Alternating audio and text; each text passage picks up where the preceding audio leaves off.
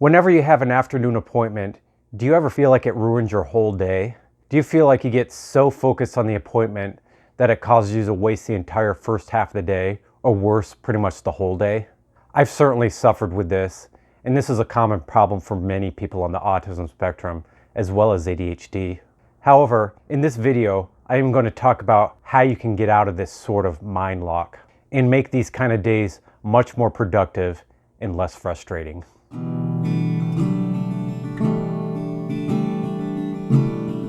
Whenever people on the autism spectrum have an appointment in the afternoon, let's say around 2 p.m., it can make it hard to do other things prior to that appointment. If you're like me with autism and experience it, you can probably agree that it is aggravating. I like to make most out of every day. If I have other plans that day, it can make it hard to get work done before that appointment. Likewise, if I have a day off where I want to relax and unwind and use that day to really enjoy myself and recover from other days, and then I have a 3 o'clock appointment, that could almost ruin that entire day too. I found I would focus the whole day on that appointment and not want to do anything else. It's like I get in this sort of mind lock. Other times, I may get ready to go somewhere like work or meet up with a friend for dinner, and I take a shower, dress up real nice, get ready, I even get excited, but then I end up being really early and still have to wait like a half hour. And then I pretty much have no idea what to do. And I end up not doing anything for that half hour. Or I'll end up leaving early and getting to the actual place where the event is going on 30 minutes early and then doing nothing. The reason why this happens is because many people with autism and ADHD struggle with executive functioning. Executive functioning is part of the brain that facilitates organization, short-term memory, planning, and self-control. When a person has this part of the brain impaired, or that brain center isn't as big as it is for other people, it can make task management hard. As a result, it takes more effort to make sure you can make an appointment and not forget about it. If a person decides to do something different, like kill time before the appointment, it can shift their focus and it can make it harder to remember the appointment and not miss it. The same thing can happen when you get ready for an appointment and you end up getting there a half hour early, and then you have to wait.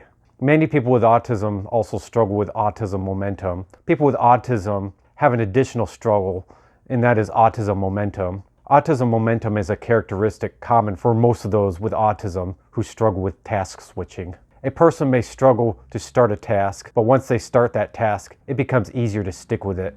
It's like a ball rolling and accelerating. However, if that person has to change the task, it can be much harder to stop that task and then switch to a new task, and so on and so forth. This causes people on the autism spectrum to hyper-focus, which causes stress and anxiety when they have to stop, because it will be hard to get your mind off that task. A similar situation will happen with people with ADHD.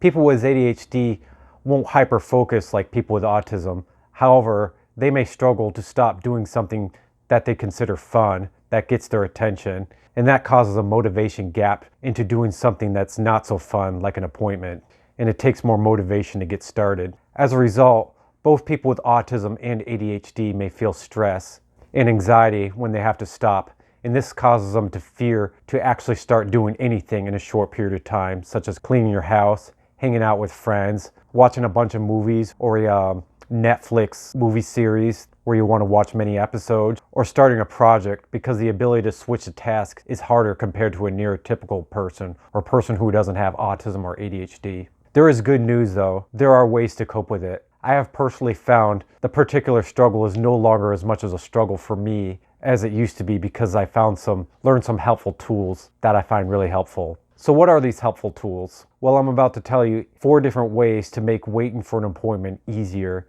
and more productive. Number 1, understand the main objective to making a period of waiting time more productive is to feel like you could start something and then be able to stop without missing the appointment or feeling anxiety going to the appointment as a result of switching tasks. Realizing this will help you be more diligent and conscientious when choosing to do things during that wait time.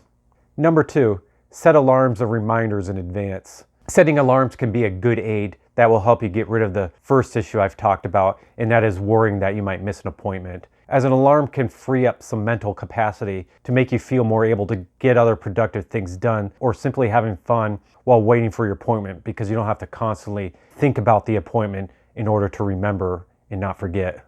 Number 3, do a bunch of different small tasks. Doing a variety of small tasks will help you resolve the second issue I've talked about, and that is the struggle to switch tasks. Doing a bunch of small tasks that are different from each other will reduce the chances of having to stop in the middle of a task when heading to an appointment, and then having that uncompleted task take up your mind, and then you experience anxiety during that appointment as a result. Here are some examples of some work-related tasks you can do, and this can include sweeping the floor, cleaning the toilet, checking your email, voicemail messages of some old friends, or checking some voicemail messages, quickly messaging to some old friends on Facebook to maintain friendships, taking your dog for a walk, or getting some exercise. I want to caution you when doing these things though, make sure that these tasks like sweeping the floor doesn't cause you to want to do bigger tasks like sweeping the whole house or cleaning the whole bathroom, which you won't be able to finish. Make sure these tasks are unrelated to each other so it won't tempt you to do bigger things. When it comes to doing relaxing tasks, make sure these tasks are unrelated to each other and doesn't tempt you to do bigger things. If you don't want to do any work that day and just want to relax for that day before the appointment, then here are some short, fun, unrelated tasks that you can do. And these can include going on social media for a bit and just checking out your friends on your Facebook wall. Eat some breakfast or lunch if you haven't yet. Go to a new restaurant if you want. Watch some short videos on YouTube. Meditate, or do tasks that give you a quick burst of fun but doesn't last. Again, it's important not to do fun tasks that won't give you that quick burst of energy, such as long energy of fun where you won't want to stop. For example, stay away from watching a television series like on Netflix where you want to binge watch the whole television show series where you won't want to stop. Instead, just watch a movie that will last over an hour, where after an hour it'll be over and you will feel fulfilled. Number 4, write a list of different small work and fun tasks on paper so you can refer to them later. Since we are all different and our short tasks will be different, it will be helpful to recognize which tasks you can do on days like this. Writing such a task down in advance will help it make it easier when such days come. Writing such tasks down in advance will make it easier when such days come, and then you can effortlessly refer to them. Keep your lists in place where you can access them easily, like your smartphone, or have it framed on a wall somewhere like your room.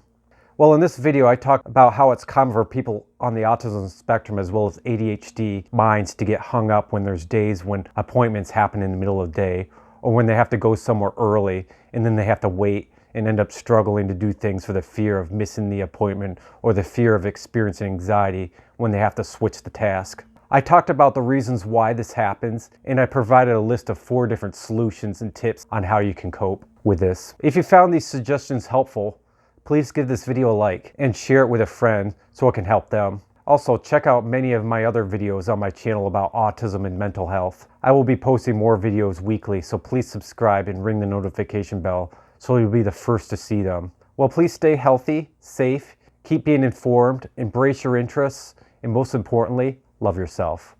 Thanks for watching and have a great day.